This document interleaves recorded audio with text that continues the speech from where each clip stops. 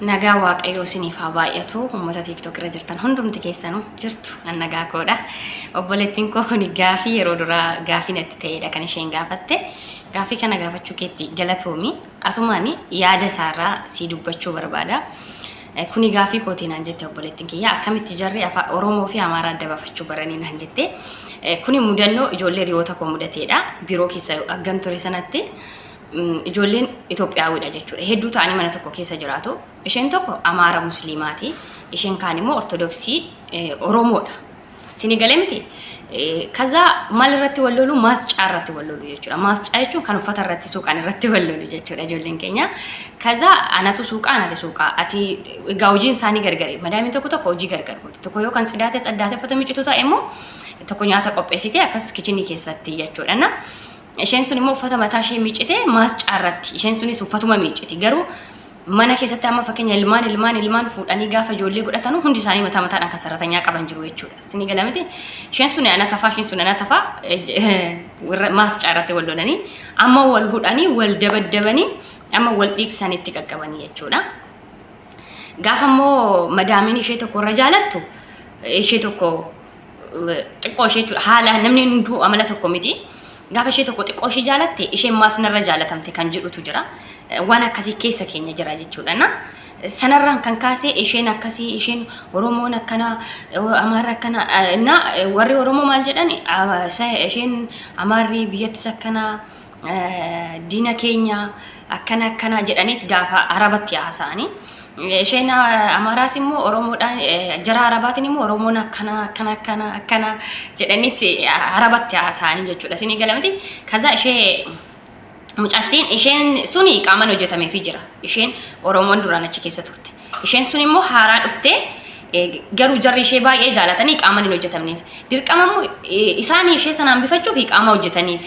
In hojjenneef ishee sana deebisuuf qaama hojjetaniif birri isaaniitti itti ba'e jechuudha. Kanaaf amaraaceen isaan qabanu mucattii ishee sana jaalatanullee ishee musliimtitti amara sana jaalatanullee hojii ishee jaalatanurree waliigaltee waan isaan hin dandeenyeef isheen sun qaama waan qabduuf ishee deebisanii jechuudha. Biroo fidanii gaafa deebisanu achiin jira jechuudha. Sanarraa kan kaasee fi hedduu ijoollee hedduudha. Tokkoffaan maalidha? Tokko dadhabee galee ciisa. Amma fakkeenya hojii fixee dadhabee mataa dhukubee ciisuu danda'a. Isheen lamisaale afuma raasee nama fakkeenya ani Oromoodha yoo tonkolii jechuudha. Sini galee tonkolii. Kanaafin tonkoliin hojjetina. Itoophiyaawii jechuun nuti tokko amma feenillee biyya keenya keessatti diina walitti taanu biyya ormaa keessatti tokko ta'uu qabna. Waliif dhiiguu qabna. Waliif dhaabbachuu qabna malee dabarsinee ormaaf waliin naallu. Itoophiyaawiin tokkodha. Kan inni jedhuuf kanaaf biyya ormaa keessatti kaayyoo qabna gaafa biyyaa baanu waan ta'eef. Gaafa tokko dhaqee ciisu yookiin mataan dhukubee ciisaa isheen tokko immoo yookiin wanta hojjetaa jirte hojii ishee fixnetaa yoo madaamii faana aqaaxaruu jaalatu ijoolleen keenya tokko amma fakkeenya walii himu isheen eessa dhaqxe yoo jettee rigii madaamiin gaafatte irrafti ishiin ani dabariitiin an hojjedha akka waan isheen gadhee taatetti ishee sana himti jechuudha. Isheenis hojii ishee hojjetaa turti.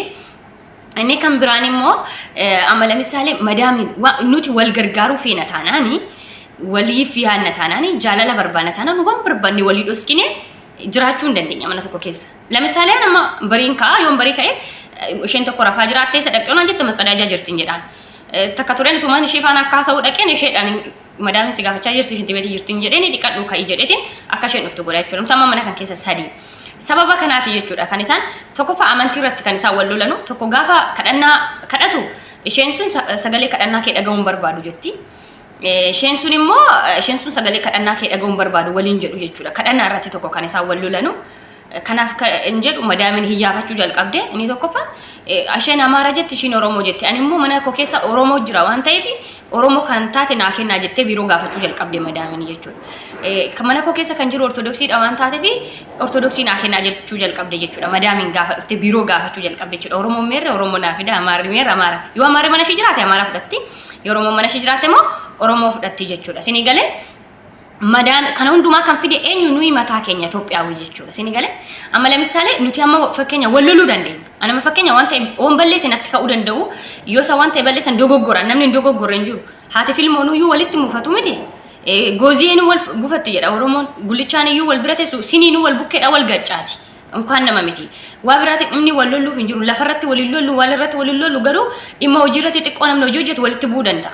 hojjettoonni mootummaatu walitti bu'uu danda'u. Kan taa'an kursii adda irra garuu sababa waan ta'eef walitti bu'uun isaan garuu namni asumatti furmaatatti laata malee dirqama baadaa walakkaan galchu. Keenya immoo ijoolleen yoo dhattee walitti buute amma misaale wanta irratti wal loluu dandeenya. Dhimma ta'e irratti wanta irratti yookiin waca irratti wal loluu dandeenya yookiin tokko silkiinarraa qannasii jechuudhaan tokko immoo kayyafiinarraa dhaamsaan hin barbaadu jechuudhaan wal lolu. Kanammoo furmaata walii gallee nuti itti laachuu qabna malee dabarsinee isaanitti himuu hin qabnu jechuudha.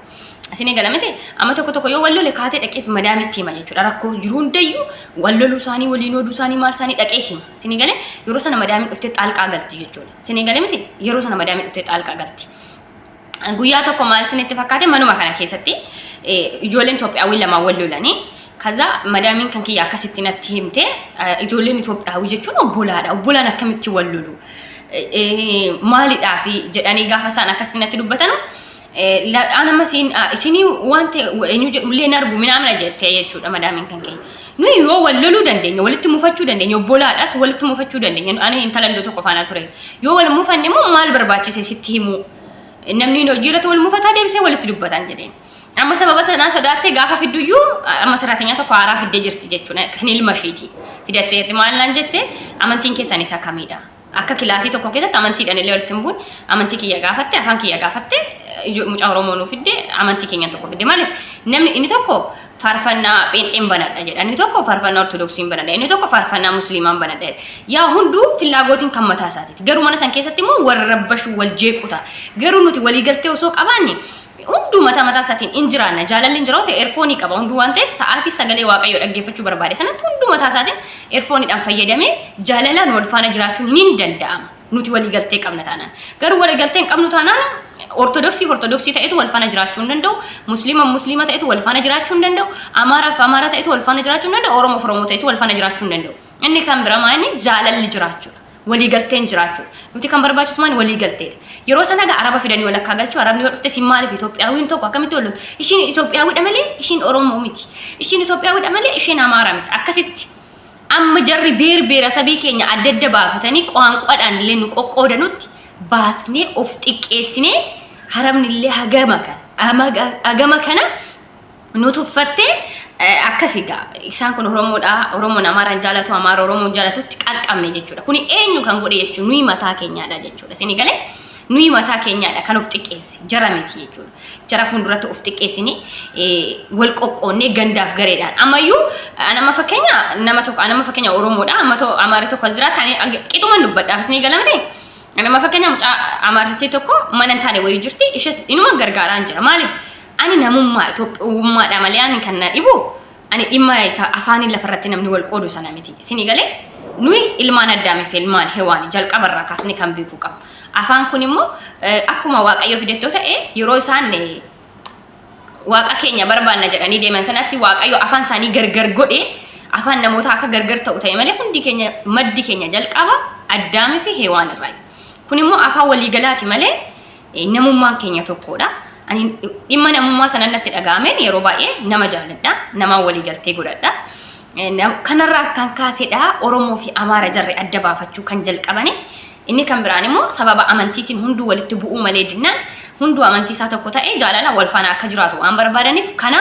gochuu jalqabanii jarrillee zarii keenya beera sabii keenya baasanii adda beekuu jalqabanii isinin jedha gaafii keetiif obboleettii koo galatoomi garuu akkasuma immoo Oromoo Amaara ta'e mana tokko keessa dastanyaa ta'e jaalalaan kan jiraataa jiru hedduu jiru kan si boonsan kan si qannaasisan jechuudha dhugaa waaqayyooti hunda kan si qannaasisan nama ollaa koo jiru jechuudha mana obboleessa namicha mana kanaa hojjetu musliimni jirti ortodoksiin jirti wal faana walii galteen jaalalaan akka isaan jiraatan Oromoo Amaara wal faana jiraatan dhugaa akkasitti tolan jechuudha si qannaasisan gen hunda miti hunda namaatu akkasi miti garuu numaaf xalaata waluma keenyaatti nuti hundi xalaata taane arabni illee akka saddanu baafatte biiroo gaafa deemte ka saratanyaan qoshiin tokko Oromoodha Oromoon barbaada saratanyaan qoshiin tokko pheenxeedha waaqeffataadha ishiin barbaada ortodoksiidha isheen barbaada musliima isheen barbaada akkas jechuu jalqaban otoo Itoophiyummaa keenya waliif dhaabbanne ammayyuu ammaftoo an Oromoo ta'e ammas mana kan keessa Amaara jiraate maal siin galchisin Amaara Oromoon jaalattan waan ta'eef